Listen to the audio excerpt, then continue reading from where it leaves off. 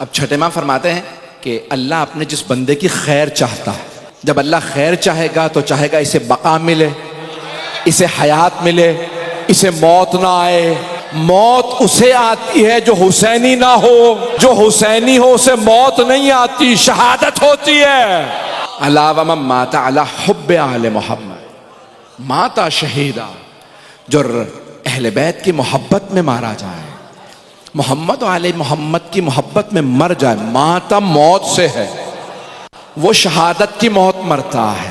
اپنے شعر میں پیش کر رہے تھے، کاندھے مردوں کے نہیں ہلائے جاتے۔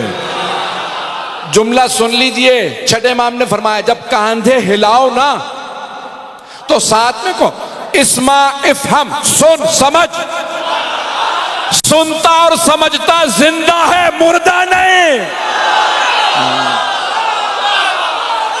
اسمع افہم، سن سمجھ، سن اور کہو 3 دفعہ کہو، سن سمجھ، سن سمجھ۔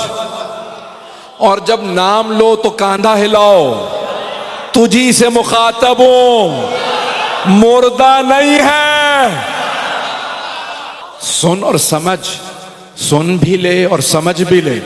اذا اتاک ملکان المقربان الرسولان من عند اللہ، جب 2 اللہ کے مقرب فرشتے تو سے آ کے سوال کریں اللہ کی طرف سے، من ربک، تیرا رب کون ہے؟ فقل فی جوابہما، تو ان دونوں کے جواب میں کہنا اللہ جل جلالہ ربی، اللہ جل جلالہ میرا رب ہے۔ جب وہ پوچھیں ومن رسولک ومن نبیک، تیرا نبی کون ہے؟ تو کہنا محمد صلی اللہ علیہ وآلہ وسلم، کہ محمد صلی اللہ علیہ وآلہ وسلم میرے نبی۔ وہ افراد جو کہتے ہیں کہ مر گئے تو پھر دہرانا بند کر دو، رسول ہیں نہیں ہے، لوگ نہیں پہنچا سکا۔ اذان میں ہم کہتے ہیں اشہد ان محمد رسول اللہ، محمد اللہ کے رسول ہیں، تھے نہیں۔ جو مردہ ہو وہ تھا، جو زندہ ہو وہ ہے۔ تو ہم کہتے ہیں کہ رسول خدا اللہ کے رسول ہیں، اور اتنا ہی نہیں کہتے۔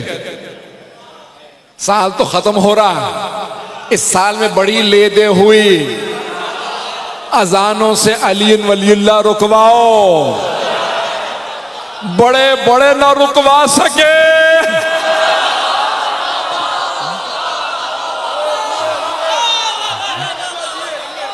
تو ہم کیا کہتے ہیں؟ اشہد ان علی ولی اللہ، میں گواہی دیتا ہوں علی اللہ کے ولی ہیں۔ توجہ، اسی لیے تو ہم کہتے ہیں تم صحیح کہتے ہو، مردوں سے مدد مانگنا بدعت ہے۔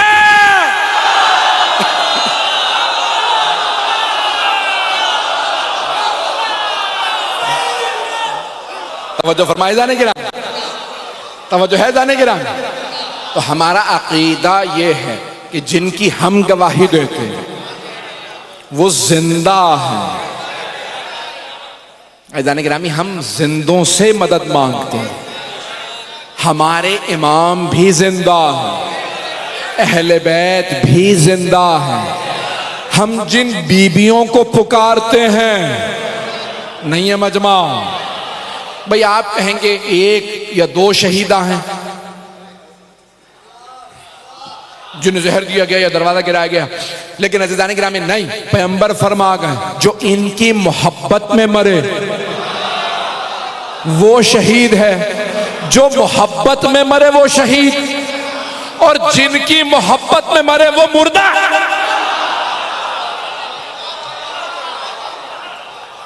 ان کی ولا کے بغیر کچھ قبول نہیں۔ میری زندگی کا ایک واقعہ ہے، میں واشنگٹن گیا تھا، غالباً یہ سن 1992-93 کا واقعہ ہے، 92-93 میں۔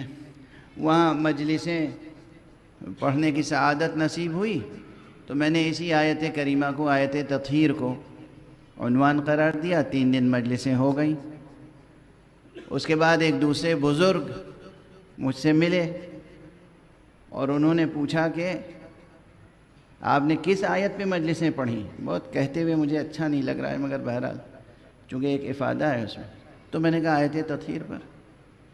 کہا ارے آپ نے بھی کس فرسودہ آیت کا انتخاب کیا ہے؟ ارے بھائی اب تو یعنی انہوں نے جو کچھ جملے کہے اس کے بعد میرے رونگٹے کھڑے ہو گئے، اور مجھے یہ تعجب ہوا کہ یہ صاحب ممبر ہے جو ممبر کی، جو قرآن مجید کی ایک آیت کو کہہ رہا ہے کہ کس فرسودہ آیت کو آپ نے عنوان قرار دیا ہے۔ ارے قرآن مجید کا حرف حرف وہ ہے جس پر زندگی کی تازگی کی تابناکی کی وہ چمک ہے کہ اس کی چھوٹ جس پر پڑ جائے وہ زندہ ہو جائے۔ یہ قرآن ہے، یہ قرآن ہے۔ حی و قیوم متکلم کا حی و قیوم کلام ہے، یہ قرآن مجید ہے۔ اور یہ میں اپنی زندگی کا طالب علمانہ تجربہ عرض کر رہا ہوں۔ جب بھی اسی آیت پہ آیت تطہیر پہ کم سے کم 30 35 40 مجلسیں پڑھ چکا ہوں گا، مگر جب بھی ممبر پر آیا اور اس آیت کا انتخاب کر کے اس پر گفتگو شروع کی، پچھلی جتنی مجلسیں پڑھی تھیں سب ایک طرف، پھر نئے مطالب ذہن میں آتے چلے گئے، اور اس طرح مطالب آتے ہیں کہ پھر 1 گھنٹے میں ان مطالب کا سمیٹنا مشکل ہو جاتا ہے۔ دیکھیے آیت تطہیر کا ترجمہ تو آپ حضرات کے ذہن میں ہوگا، ظاہری ترجمہ، تو اب میں دوبارہ کیا عرض کروں۔ آیت تطہیر کے سلسلے میں بعض حضرات ایک بحث کرتے ہیں کہ آیت تطہیر میں جن ہستیوں کا ذکر ہے اہل بیت کا، وہ اہل بیت کون ہیں، اس فہرست میں کون کون حضرات شامل ہیں اور کون کون حضرات شامل نہیں ہیں۔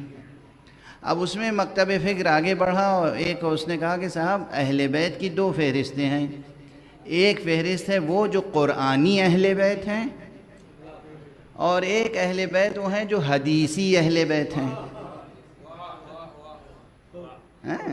اب اشارات کروں گا، اور اس کے بعد راہ حل کیا ہے، تو کچھ جواب نقضی ہوگا، کچھ حلی۔ حلی جواب اسے کہتے ہیں منطق کی زبان میں کہ جو شبہہ ہے اس کو علمی طور پر حل کر دیا جائے، وہ حلی جواب۔ نقضی جواب یہ ہے جسے میں اس طرح ادا کروں جو بچوں کو بھی یاد رہ جائے کہ جناب والا، نقضی جواب یہ ہے کہ سوال کرنے والے کے منہ پر ایک ایسا زوردار تماچا لگاؤ کہ وہ منہ ہی سلامت نہ رہے جو سوال اٹھا سکے۔ اسے کہتے ہیں نقضی جواب، یعنی سوال، اور ذرا سا اسے ہلکا کر لوں تو یہ کہوں کہ نقضی سوال جواب اسے کہتے ہیں نقض کر دینا، یعنی سوال قائم ہی نہ رہے کہ وہ جواب مانگنے کے لیے آپ کے سامنے کھڑا ہو۔